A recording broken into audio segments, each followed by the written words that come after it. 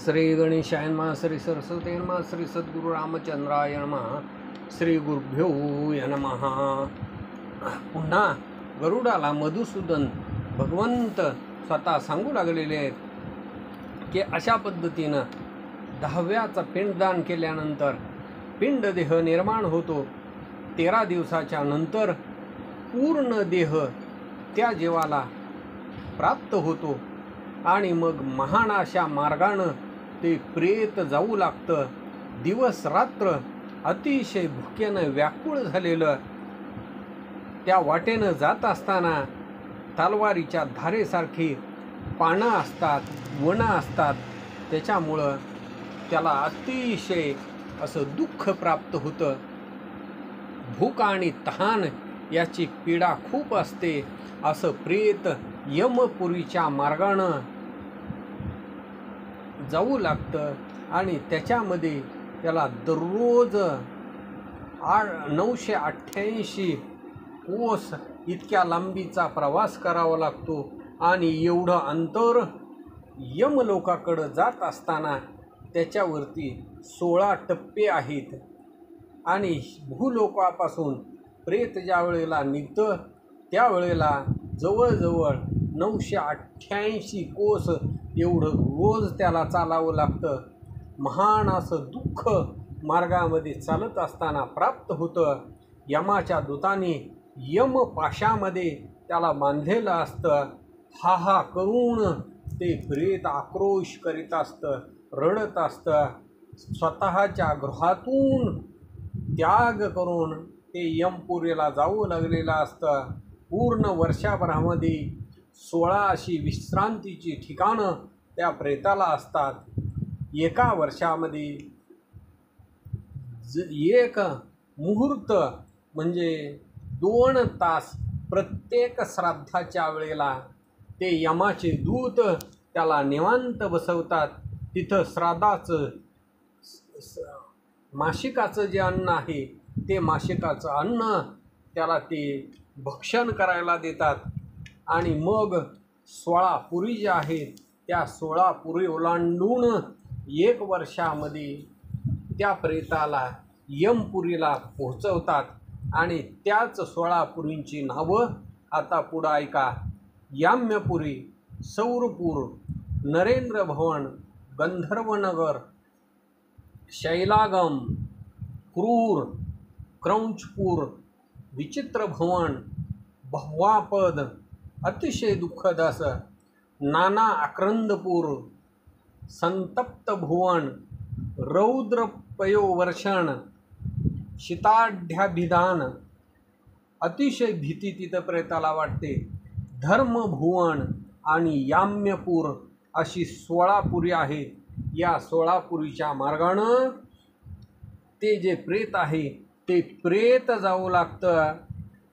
अशा पद्धतीनं भगवंत गरुडाला सांगू लागलेले आहेत. त्या मार्गानं जात असताना ते प्रेत वानरासारखं रडू लागतं. काय म्या जन्माला आलो, मनुष्य जन्म मला मिळाला, पण या जन्मामध्ये कर्म मी काय केलं ते सर्व कर्म त्याला आठवतं. त्या कर्माचा तो आठव करतो. मला मनुष्य जन्म मिळाला, पण या मनुष्य जन्मामध्ये मी धर्माचं आचरण केलं नाही. आळस आणि झोप याच्यामध्येच आयुष्य घालवलं. शिष्ट आचार जो आहे त्या शिष्ट आचाराचा मी त्याग केला. ज्या शुद्धतेमुळं ज्याच्यामुळं मी पवित्र होईन असा धर्म, पण तो धर्म मात्र मी वाढवला नाही.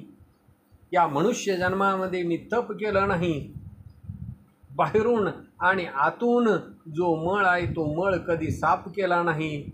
ज्या निंदेनं नरकाची प्राप्ती होती तीच निंदा मी केली. मी विवेक कधीही धरला नाही. मी विवेकानं कधी राहिलो नाही. धर्म हा लोकांच्यासाठी आहे, पण तिथंसुद्धा मी धर्मानं वागणाऱ्या लोकांच्या जवळसुद्धा अविवेकानं वागलो. मी कधीही साधूंची संगती केली नाही. माझं घर, माझी बायको आणि माझी मुलं याच्यामध्येच माझं सगळं आयुष्य निघून गेलं. नित्य अन्नदान किंवा परोपकार काडी मात्र सुद्धा मी कधी केला नाही, त्याच्यासाठी कवडी दमडी कधी खर्च केली नाही. ज्या पुरुषानं धनाचा संचय केला आणि त्याचाच जीवनान्वय असा धिक्कार असो, प्रेतमय तो जीव झाला आणि दुःखासाठी प्राप्त झाला. मी कधी दान केलं नाही, मी कधी हवन केलं नाही, पर्वताच्या गुहेमध्ये जाऊन कधी मी साधना केली नाही, मी कधी गंगेचं दर्शन घेतलं नाही, तीर्थयात्रेला कधी गेलो नाही. ज्या गंगेचं ओंझळभर पाणी पिल्यानंतर स्वर्गाची प्राप्ती होते, त्या गंगेला मी कधी गेलो नाही, कधी तलाव खणले नाहीत आणि मनुष्य पक्षासाठी कधी पाणी मी ठेवलं नाही, नित्यदान कधी केलं नाही, गायीची सेवा माझ्याकडून कधीही घडली नाही. स्वतःच्या शरीरासाठी मृत्यूनंतर आपलं काहीतरी कल्याण व्हावं याच्यासाठी कधी मी आचरण केलं नाही. स्वतःचं शरीर शुद्ध व्हावं म्हणून मी कधी वागलो नाही. ब्रह्मयज्ञ, देवयज्ञ, भूतयज्ञ, मनुष्ययज्ञ आणि थंड पाण्यानं पितरांना जर तर्पण केलं तर ते पितृयज्ञ असतात. असे 5 महायज्ञ पण ते कधी मी केले नाहीत. मी या मनुष्य देहामध्ये असून सुद्धा कधी भगवंताची भक्ती केली नाही, महादेवाचा जप केला नाही, भगवंताची पूजा केली नाही.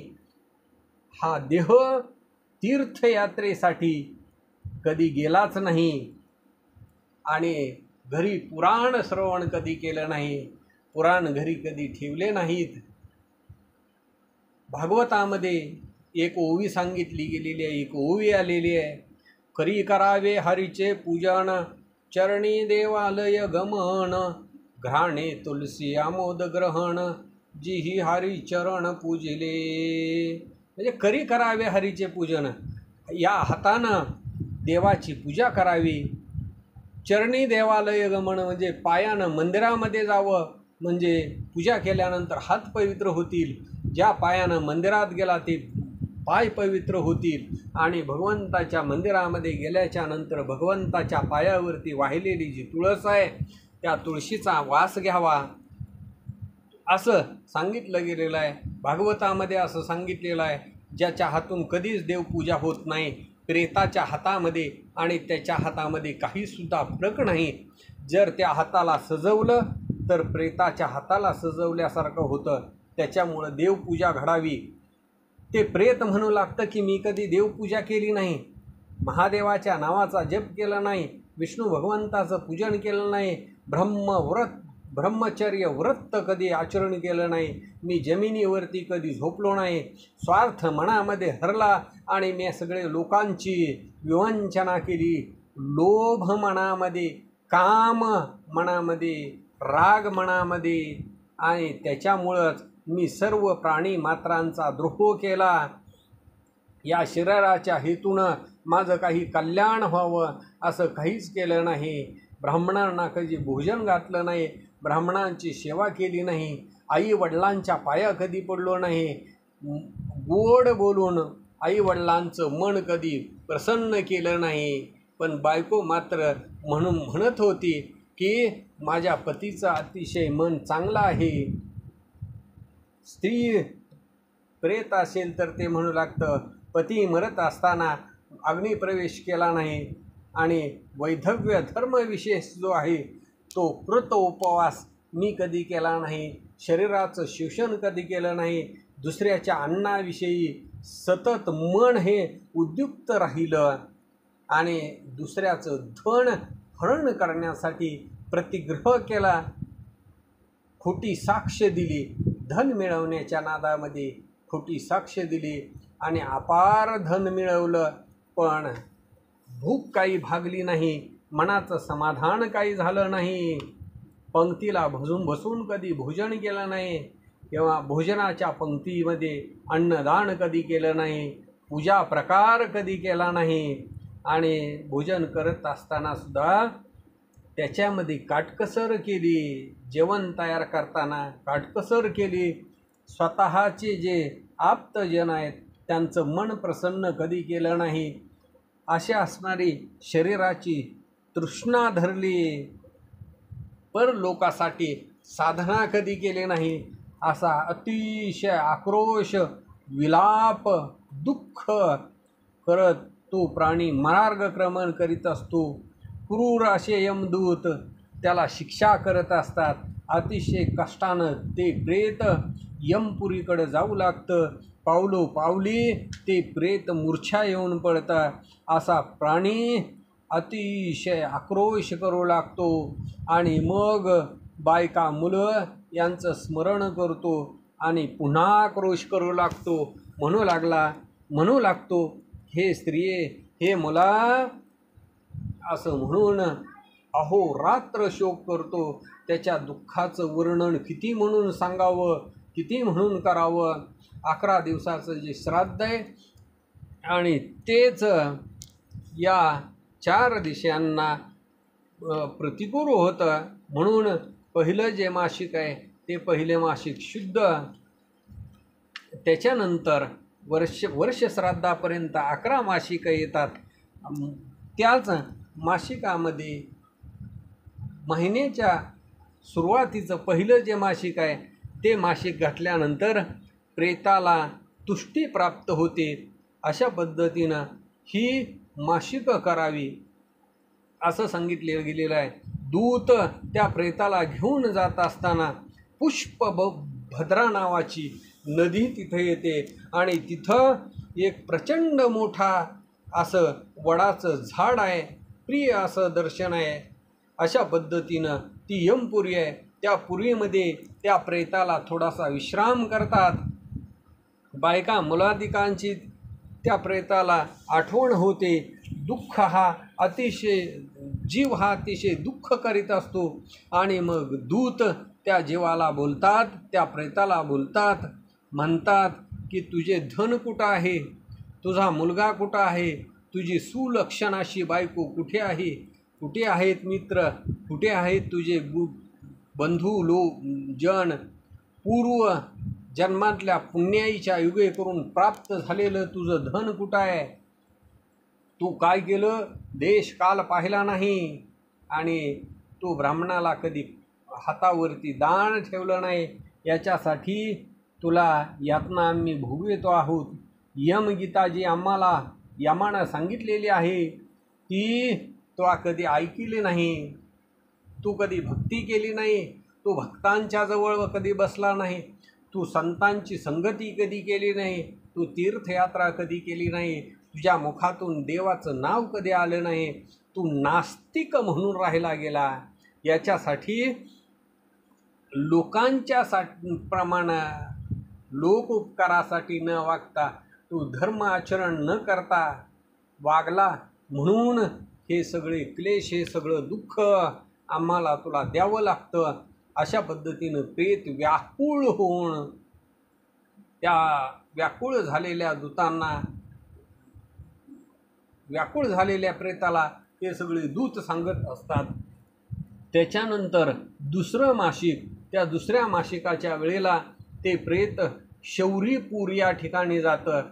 त्याचंच नाव त्याच्यानंतर पुढचं जे मासिक आहे तिसरं मासिक, त्या मासिकाच्या वेळेला नरेंद्रनगरोन्मुख नावाचं जे ठिकाण आहे त्या ठिकाणी ते प्रेत जातं.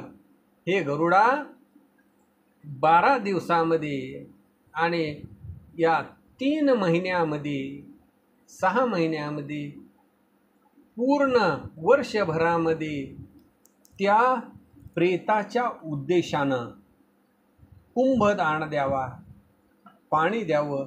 त्या दिवशी कुंभदान जर दिलं नाही तर मग ते दूत मात्र कोपायमान होतात आणि शाप देतात आणि म्हणून त्या कर्त्याला कधीसुद्धा कल्याण प्राप्त होत नाही. म्हणून पाण्याचा भाग दूतांना मिळतो. म्हणून त्या दिवशी पाण्याचा कलश असेल, पाण्याचा तांब्या असेल, तो पाण्याचं जे पात्र आहे ते पात्र त्या मासिकाच्या श्राद्धाच्या दिवशी दान करावं द्यावं, ज्या योगे करून त्या प्रेताला दुःखातून मुक्तता प्राप्त होते. 2 मासिकाचं जेवण जेवून गंधर्व नगरीला गेल्याच्या नंतर 3ऱ्या मासिकाचं अन्न प्रेत जेवून सुखी होतं. पुढे शैलागमीच्या ठिकाणी यमदूत त्या प्रेताला घेऊन जातात. त्या ठिकाणी मात्र प्रेताच्या अंगावरती मोठे मोठे दगड पडतात. त्याच्यामुळं ते प्रेत अतिशय दुःखी होतं आणि त्याच्यामुळं त्या पिढीपासून सुटका होण्यासाठी छत्रीचं असणारं दान करावं. जर छत्री दान दिली तर मग मात्र दगड पडण्यापासून, त्या दुःखापासून ते प्रेत बाजूला होतं. 4थं जे मासिक आहे ते क्रूरपुराच्या ठिकाणी ते प्रेत भोजन करतं, जेवण करतं आणि तिथंच असणाऱ्या 5व्या मासिकाचं क्रौंचपुरामध्ये जातं. त्याच्यानंतर तिथं अगत्य असं त्याला भोजन मिळतं आणि त्याच्यामुळं जो प्रेतदशेमध्ये गेलेला आहे, जो यमपुरीला गेलेला आहे, त्याच्यासाठी ही जे मासिकाची श्राद्धविधी आहे ती प्रत्येक महिन्याला अगत्यानं करावी, ज्या योगी करून त्या प्रेताला पीडा होणार नाही आणि ते प्रेत पाठीमागच्यांना आशीर्वाद देईल. अशा पद्धतीनं भगवंत गरुडाला कथा सांगू लागलेले आहेत, सूत ऋषींना सांगू लागलेले आहेत आणि विठ्ठलसूत आपण सर्व साधुसज्जनांना ही कथा सांगू लागलेले आहेत.